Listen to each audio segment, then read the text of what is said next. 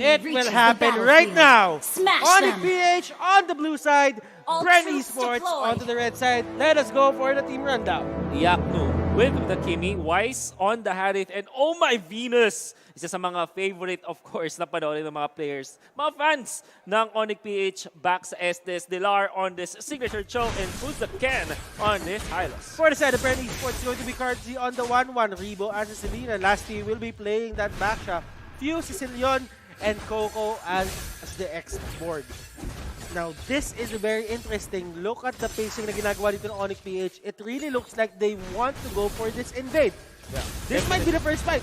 Palitan ng flame shot's not gonna hit so far, but the purple or the blue buff, it's gonna be in favor of Wise, who actually went for retribution at this point. Classic.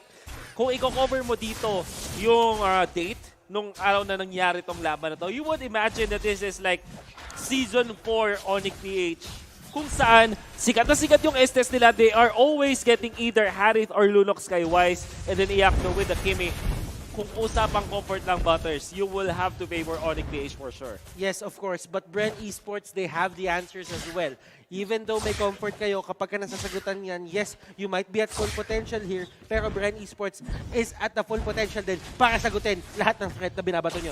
Speaking of threats, kung i-evaluate mo to para sa Onic PH, definitely ang main threat sa'yo is if Carl TZ will be able to farm. That's 1-1. Although napakadaling i-pressure when it comes to the late game, it's very scary. And then you have Rebo on this Selena.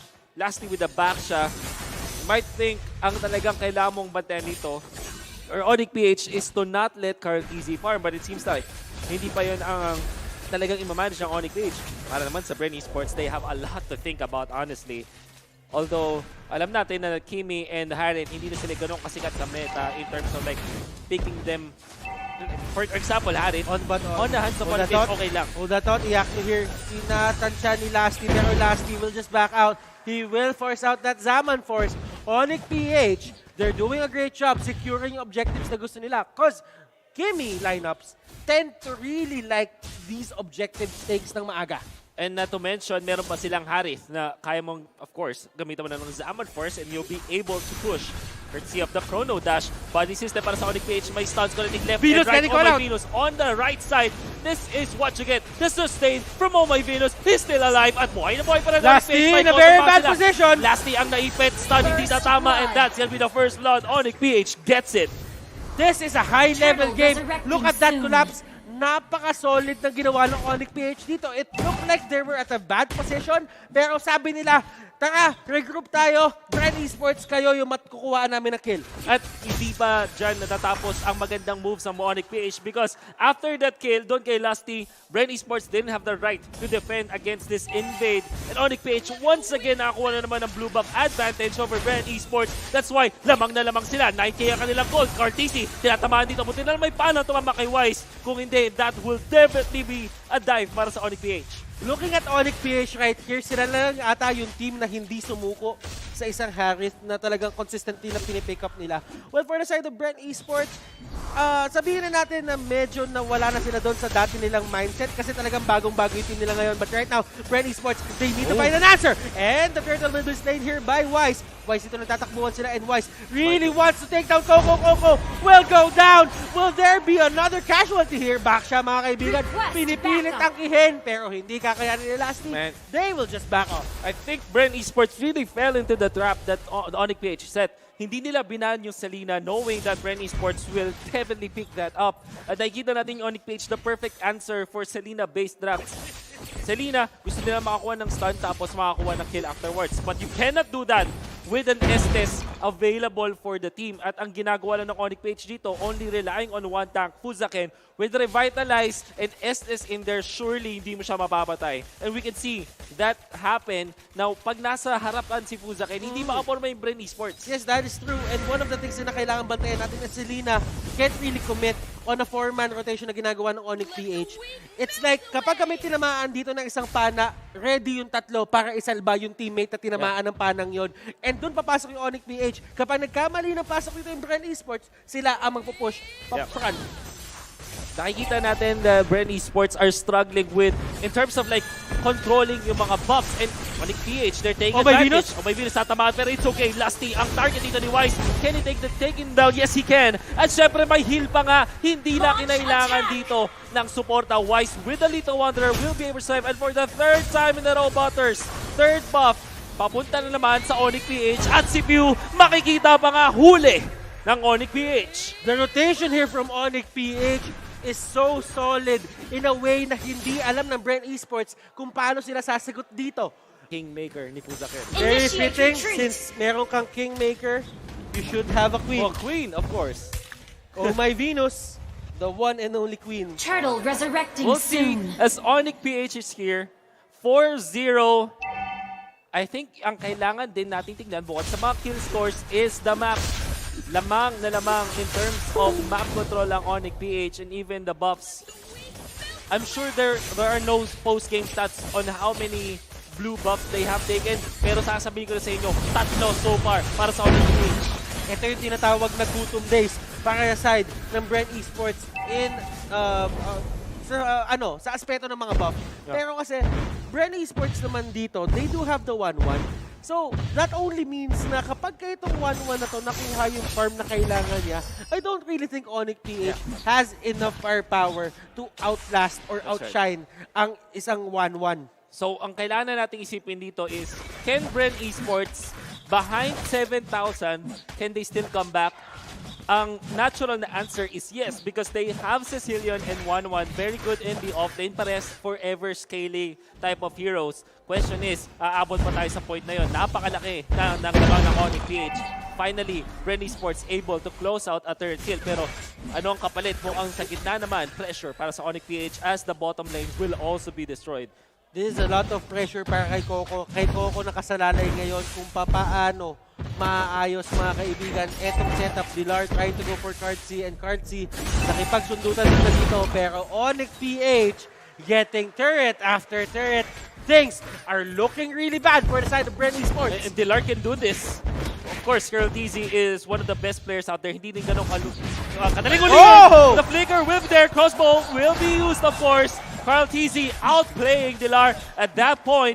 But medyo may nakaabang. Yakno, is he gonna do this? Will this it? Not gonna land. Carl TZ able to get away. Killing Pero spree. sa gitna, why? Killing And spree. And they will take down 1-1. This is the 7-minute 37 or the 7-minute Turtle 40 resurrecting buff soon. again. Pang-apat na beses Onic PH.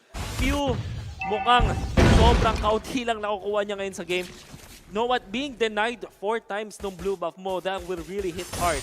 Yes, but you have to keep in mind, nag-stuck din dito si Cecilion. Yeah. So that means they have to end this fast or else Bren Esports will actually have enough firepower to win even without the lead, even with like 9k gold advantage for the side of Onic PH. Wala silang iisipin mamaya. If that happens, that will only happen kung makakabawi pa rin ang Bren Esports. Kailangan they have to last until the late game. But Onic PH might not let that happen. I mean, nakikita mo yung control dito. Surely nakakuha sila ng stumble dun sa may top lane. If you discount that, if i-separate mo yung fact na yun, technically speaking, perfect game to para sa Onic PH. And who's again the kingmaker here? He is just trying to go in front. Wala na siyang mana dito kahit ano. Coco almost getting hit by that flame shot. Pero hindi rin magko-connect. And right now, look at the map. Lahat nakapush dito paside ng Bren Esports. This is where the pressure kicks in for the red side. And right now, onto the middle lane, there is a fight. Last dito, naipit sa may pinakagitna. He will go down. And Chartsy trying his best to fight. Pero natin si Wise sa likod. Wise! Oh my goodness, the place! This guy actually going to the backlines and taking down Pew. Wow. Bren Esports, what can they do? There's nothing that they can do right now. 19 seconds, nakulang sila. Masasaktan dito si Kartiji. Buti na lang, hindi siya napatay habang stun. But in the point with the Summon Force, last insanity use, shutdown to Sakimi. Pero anong kapalit? Oh, my Venus, gonna be killed as well. Kartiji gonna be chased down. And that's 3-4-2 para sa Onic PH. Kasama pa yung Torre dun sa may taas. Kinakatok na ng Onic PH ngayon yung base ng Bren Esports. 9-3 ang score natin. Almost 10 minutes into the game. This is bad for the side of Bren. What can Bren do? They're running out of options. Una sa lahat, Lord, hindi sila pwedeng resurrecting kapitasan. soon. They always have to play with the man advantage. Yun nga lang, Onic PH, hindi sila nag-iwalay dito. I think for Bren Esports, kailangan nilang i-peel yung Onic PH. Just like what they did kanina. But keep Few safe as well. I think yung fact na yung Onic PH, laging nahanap si Few during sa crucial team fights, doon na sila nangyayari. And we can see soon that Onic PH will overtake 10,000 in the bank para sa Onic PH. Yan ang kanilang kalamangan ngayon laban sa Bren Esports. And Dilar with the Cho, sobrang talented niya dito sa hero na to. Parang Cho and Dilar, parang natural player siya ng isang Cho eh. Bukod pa doon, meron pa dito tayong signature Wise Harith. Yes. Then Oh My Venus Estes. So, like we said, this is really a comfort game. Comfort game talaga para sa Onic PH. And Kita mo naman yung ML na ML. alam mo ba, parang iniisip ko dito, dapat bang binigay ng Bren Esports itong mga heroes na to? Just seeing na may backshow sila. And right now, backshow is actually a non-factor. Even though sabihin natin parang maladectalize of the runs, yung kanyang passive dito, it doesn't really add up because Oh My Venus is still doing better. Big shoutouts pala kay Manji na nanonood sa atin ngayon. Feeling ko, ang hand of the queen, si Wise. Oh. The hand of the queen, and si Wise. Always there beside the Oh My Venus for the longest Kaso time. pwede siyang maging king eh. We'll see. Alam mo, diba yan yung mga inaalalayan kasi nila pusakin eh. Pwede. We'll see. Ang malaking problema ngayon ng Bren Esports is how to defend against this bombardment mula sa Onic PH. You still have a lot of range advantage para sa Onic. Look at Fuzakin here just toying with his enemies. Parang talaga nagtuton talaga siya. And it's part of esports, mga kaibigan. This is a mental warfare. Kung pag sinasabi natin na parang if you actually take it to the head ng mga kalaban mo, there's a chance na mas madami silang mistake na magagawa. But right down to the middle lane, Turret will go down. Here comes the charge coming out from Onic PH. Onic PH, will they try to end this? May bottom lane pa tayo. The Lord is onto the top lane. They can't actually force this. And this is going to be very hard. For the side of Bren Esports, Look at the heal! Boy pa rin! And look at this! Oh no! Still alive! Summon Force gonna be used finally. Fuzakin both. Last Insanity. Wise almost falling. Para si Coco, medyo mapapatumaw. Lasty with the roll, but it's not gonna be enough. The Lord knocking onto the base. Onic